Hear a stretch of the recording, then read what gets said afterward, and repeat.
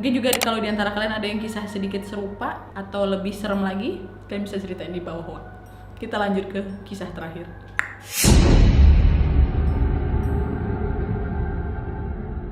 Oke, koleksi kisah horor ketiga aku ini berasal dari temen aku lagi yang namanya Mbak Lia sama Mas Bima. Mereka ini pasangan suami istri yang baru saja menikah, pengantin baru, tinggal di Jogja di sebuah rumah yang lumayan besar kali, bekas kos-kosan, dibeli sama suaminya. Tinggal berdua di situ kurang lebih udah 1 tahunan gitu. Nah, di tempat mereka tinggal atau di komplek itu ada satu tukang sayur yang ya langganan mereka yang punya kebiasaan untuk mengantar-antarkan belanjaan mereka ke rumah-rumah. Jadi kayak di WA aja lah gitu, delivery lah pula. Di suatu pagi tepatnya, si Mas Bima ini ke tukang sayur itu mau belanja gitu kan.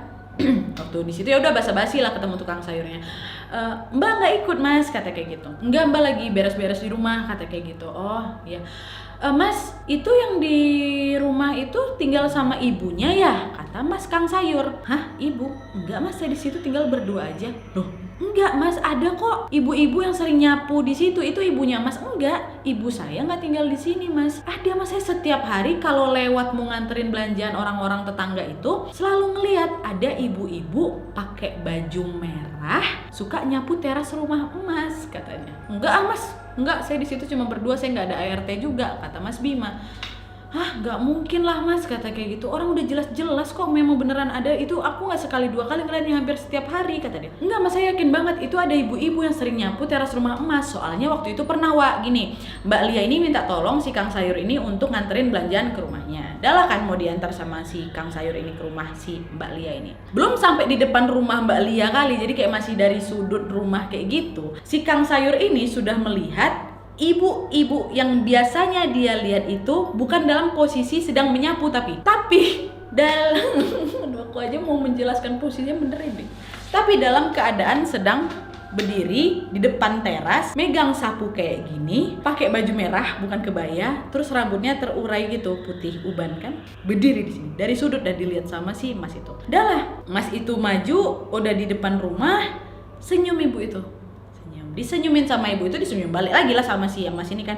Pagi Bu, kayak gini saya mau nganterin belanjaan gitu kan. Maksud Mas ini mau ngasih ke ibu itu biar diambil gitu. Tapi ibu itu diam aja, masih dengan posisi kayak tadi. Terus ngomong pakai bahasa Jawa, iya nanti saya sampaikan ke Mbak Lia, kata dia kayak gitu. Udah habis itu Mas itu ya udah digantunginnya di pagar. Udah ya Bu ya, pergi. Udah pergi. Nah itulah. Jadi kisah yang tadi ini, yang barusan tadi yang diceritakan ke Kang Sayur, ke Mas Bima. Jadi gitu Mas, enggak Mas, kata gitu. Saya di rumah itu cuma berdua aja, nggak ada orang sama sekali kok, kata kayak gitu.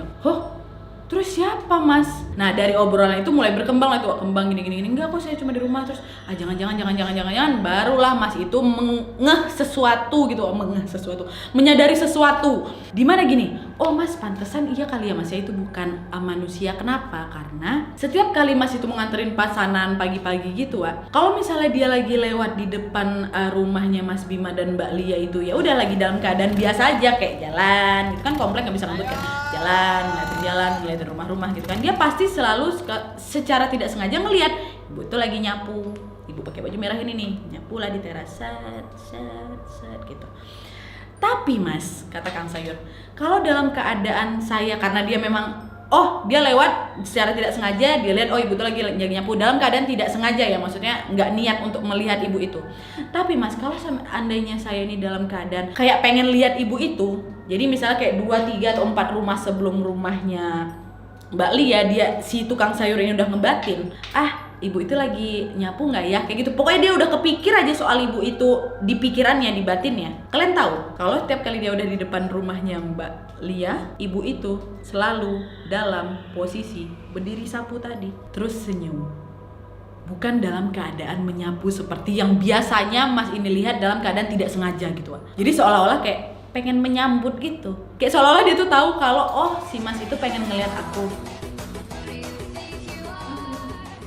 Mas itu lagi mikirin aku. Jadi seolah-olah ibu itu udah kayak menyambut. Jadi oke, aku akan diem gitu. Kok ya bisa setiap kali Mas itu memikirkan ibu itu selalu dalam posisi kayak gitu, tapi kalau Mas itu ngelengos kayak biasanya, ibunya nyapu gitu. Dah lah nih ya, masih belajar lagi kisahnya. Kayaknya iya kali Mas ya, mungkin kata gitu. Tapi ya udahlah gitu, toh ya nggak ganggu. Beliau juga bantu nyapu lah gitu kasarnya. Dan nih mendengar kisah itu Mas Bima heboh lah Dia balik ke rumah Dia ceritain lah ke Mbak Lia istrinya, yang tadi Kang Sayur cerita gini. Mendengar hal itu wajarlah mereka ketakutan, panik juga kan. Mbak Lia mana di rumah segede itu cuman berdua aja Terus akhirnya suaminya biar untuk kayak menenangkan istrinya, dia bilang udah ya itu nanti aku pantau. Malam itu nggak tidur si Mas Bima, dia pantengin terus itu kan dari jendela kamar, takut orang. Kalau memang orang ya udah, maksudnya biar jelas kan dia udah masuk dalam kawasan rumah kan, kok tanpa izin apa segala macam ya. Pahitnya lagi itu setan gitu kan. Tuh dilihat tiap pagi nggak ada orang, 2-3 sampai seminggu mereka mantengin itu tiap pagi, tiap jam itulah nggak ada ibu-ibu yang nyapu itu. Dannya karena ngelihat kayak gitu terus nggak ada, baru Mbak Lia menyadari sesuatu, dimana Mbak Lia ini bilang, yang jangan-jangan emang beneran ada deh yang. Kenapa? Karena gini, jadi gini Wak, mereka berdua ini pekerja, balik sore terus pastikan. Nah di rumah sebesar itu cuma tinggal berdua aja tanpa ART. Jadi setiap kali misal mau balik dari kerja, yang sempat dibersihkan atau disapu itu adalah ya udah kamar mereka, ruang santai, ruang makan, dapur, mungkin kayak gitu aja. Ruang-ruang dalam lah yang memang mobilitas mereka kan. Kayak ruangan belakang mereka yang besar kali, ruangan atas yang banyak kali kamarnya, teras, halaman, itu mereka bersihkan cuma tiap di hari Minggu. Jadi pasti dalam keadaan kalau seminggu ya 2 hari aja lah nggak kalian sapu kan pasti udah berdebu gitu kan. Jadi ya memang mereka punya rutinitas untuk membersihkan itu semua di hari Minggu. Pantesan yang kata Mbak Lia, setiap kali hari Minggu kita mau bersih-bersih, kamu bersih di atas gitu kan, aku mau bersihin teras itu selalu dalam keadaan bersih. Padahal itu di depan teras mereka kan ada halaman mereka itu kayak belum dirumputin gitu Wak, masih berdebu. Juga di pinggir jalan pasti juga ada debu-debuan gitu kan, kena lantai teras itu. Ini nggak kotor sama sekali, seolah-olah selalu kayak udah dipel gitu loh Wak. Tahu kan kalian yang kinclong kali teras itu kayak gitu. Nah dari situlah Mbak Lia jangan-jangan emang beneran ada yang ya, cuman alhamdulillahnya berarti si ibu baju merah itu membantu kita. Sama juga pasti yang ada dalam pikiran kalian kan, setelah aku mendengar kabar itu, ya bagus lah Lia, berarti dia baik sama kalian, dibantunya. Kok belum mampu mungkin bayar ART ya, dia yang bantu bersihkan terasmu, paling tidak teras mulai dibersihkan ya, walaupun di dalam enggak ya kan, rumah kalian pun besar kali. Jadi nggak semua setan Wak menyeramkan, setan juga ngebantu. Kok setan ya bilangnya. Jadi nggak semua makhluk halus itu menyeramkan atau menjengkelkan, ada juga kok yang ngebantu ya. Contoh kayak ibu baju merah itu, contoh juga yang kayak ada di studioku ini, dia mencontohkan betapa baiknya sholat malam kayak gitu.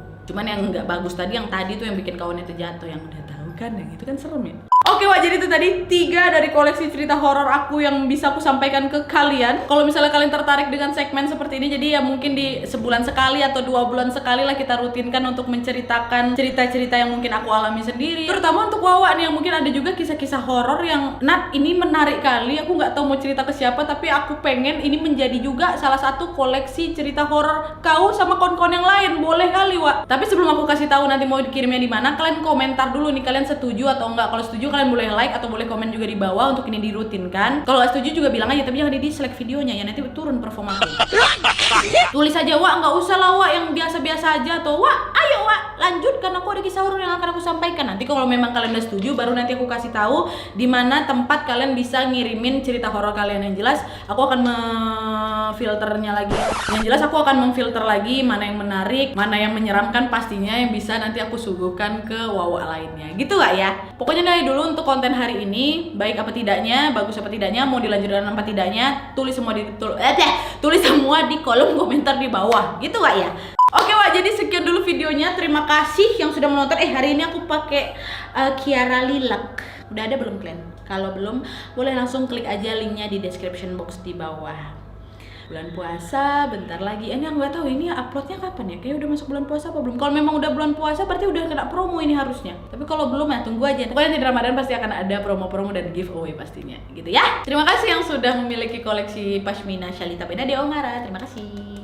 Oke Wak, jadi sekian dulu videonya. Terima kasih yang sudah menonton. Kalau kalian suka video ini, klik like-nya. Jangan lupa komen di bawah untuk ide dan saran-saran untuk video selanjutnya.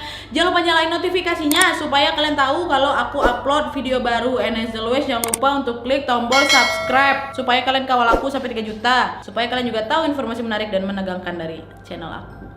Udah tahu kan? Enggak. See you next video Wak. Bye.